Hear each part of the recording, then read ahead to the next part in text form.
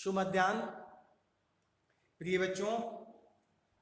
पिछली क्लास में शीर्षक पतंग का अनुशासन के द्वारा पाठगत मौलिक बातों से आपको अवगत कराया था।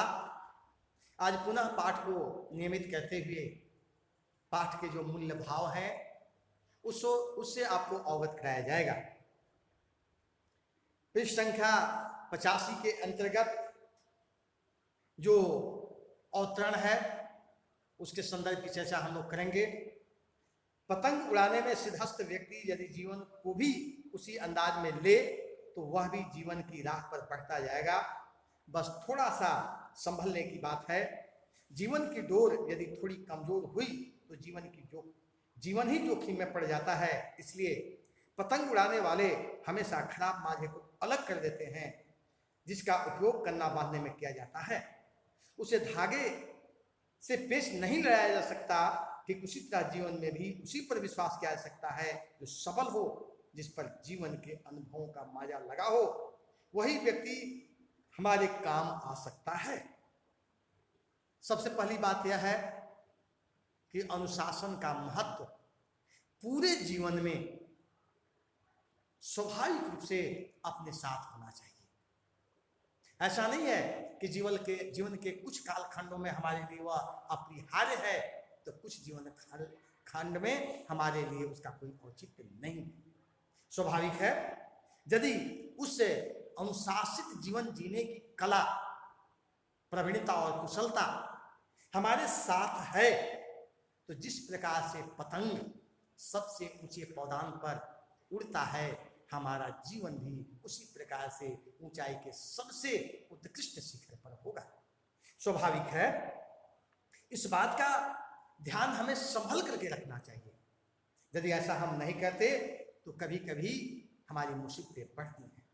उस माझा को जो निश्चित रूप से पतंग के लिए अनुपयोगी हो जाता है उसको हम वहां से हटा देते हैं। ठीक उसी प्रकार से जीवन में यदि अनुशासनहीनता का क्रम कहीं आता है तो सड़े गले माझे की भांति उसे भी अपने जीवन से सदा सदा के लिए बाहर करने का प्रयास करना चाहिए। और यदि हम ऐसा करते हैं तो फिर वही बात है, पतंग की ऊंचाई सबसे उत्कृष्ट होगी। लोग देख करके दंग होंगे, प्रसन्नचित्त और आनंदित होंगे और स्वयं आत्मिक अनुभूति भी उत्कृष्ट होगा। स्वाभाविक रूप से पेच जब हम लड़ाते हैं तो हमें इस बात का ध्यान रहता है कि हम अपने पतंग को सबसे ऊपर ले जाएं और यह विश्वास आत्मिक होता है। ठीक उसी प्रकार से जिस प्रकार से जीवन में विश्वास कर करके हम सबसे ऊपर उठने का निरंतर प्रयास करते हैं। हमें इस जीवन में उस व्यक्ति से मित्रता संबंध स्थापित करना चाहिए जो सबल हो, मजबूत हो, परिपुष्ट हो। चाहे वह ज्ञान का हो, चाहे धन का हो, चाहे जो भी हो, उसकी परिपक्वता निश्चित रूप से श्रेष्ठ होना चाहिए। जिस जीवन के अनुभवों का माझा लगा हो वही व्यक्ति हमारे काम आ सकता है। अगर कोई व्यक्ति अनुभवी है, सबल है, उत्कृष्ट है, उदात्त है, पवित्र है, शुद्ध है, सात्विक है और ऐसे चीजों से वह परिमार्जित है, अलंकृत है, विभूषित है, तो उसका साथ होने का परिणाम यह होगा कि हम भी एक उत्कृष्ट कार्य करने में सक्षम हो पाएंगे। धागों में भी कहीं भी अवरोध या गठान का होना भी पतंगबाजों को शोभा नहीं देता, क्योंकि यदि पेंच लड़ाते समय यदि प्रतिद्वंदी का धागा उस गठान के पास आकर अटक गया तो समझो कट गई पतंग का धागा वहीं रगड़ खाएगा और डोर को काट देगा। जीवन भी यही कहता है। मैंने आपको बताया था, रहीमन धागा प्रेम का मत तोड़ो चटकाए, टूटे पर फिर ना जुड़े, जुड़े गांठ बनी जाए।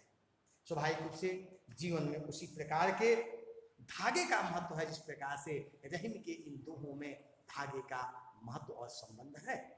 हमें हर हाल में जो भी अनुभूति है मित्रता का, मातृत्व का, पितृत्व का, समाज का, परिवार का, राष्ट्र का, उसमें रगड़ करके तोड़ने की प्रकृति और प्रवृत्ति का परित्याग होना चाहिए।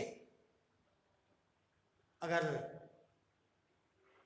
ऐसा नहीं होता तो वास्तव में जीवन अनसुलझा पहेली बन जाता है। अगर हम इसको रगड़ रगड़ करके या किसी कारण से टूटने के पश्चात जोड़ने का प्रयास करते हैं तो उसमें गांठ बनता है, वह हमेशा हमेशा के लिए कमजोर हो जाता है। वह गांठ हमेशा खुलने का भय रहता है, अगर खुलता भी नहीं है तो टूटने का डर जरूर बना रहता है। हमें जीवन में कभी ऐसा नहीं करना चाहिए कि वह गांठ बने। गांठ नहीं बने इसकी हमेशा ध्यान और फिक्र और चिंता रहनी चाहिए। यदि ऐसा हम करते हैं तो स्वाभाविक है प्रेम रूपी जो धागा है वह सभी चीजों से परिमार्जित होगा, अलंकृत होगा, विभूषित होगा, उत्कृष्ट होगा, उदात्त होगा, पवित्र होगा, शुद्ध भी होगा और सात्विक भी होगा। पतंग अगर सबसे ऊंची उड़ान पर है तब है जब उसकी रस्सी उसका नियंत्रण करता बड़ी सचेतता के साथ सारी क्रियाओं को क्रियान्वयन कर रहा है।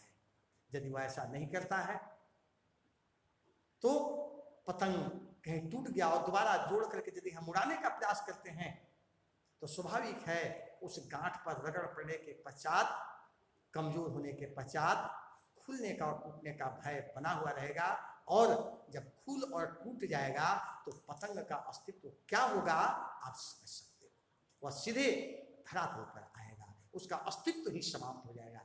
ठीक उसी प्रकार से जीवन में यदि अनुशासन नहीं है, अनुशासनहीन बन करके यदि हम जीवन यापन करते हैं तो कटने और टूटने के पश्चात मानवीय जो रूप है उसमें एक ऐसी उपक्रम आएगा जो जीवन के अस्तित्व को ही तहस नहस करके देगा।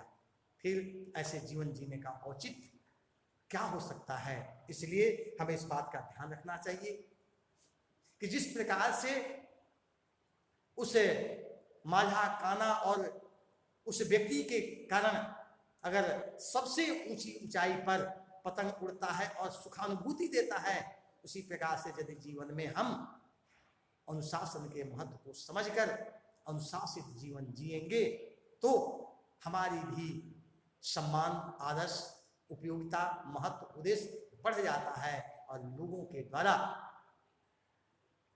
सुख की अनुभूति के साथ साथ स्वयं गौरवान्वित होने का एक आदर्श प्रस्तुत होगा जो सबों के लिए अनुकरणीय और उपयोगी होगा। तो इस क्लास में आज इतना ही। अगले क्लास में पूरे अन्य बातों को नियमित करेंगे। आपको बहुत बहुत धन्यवाद।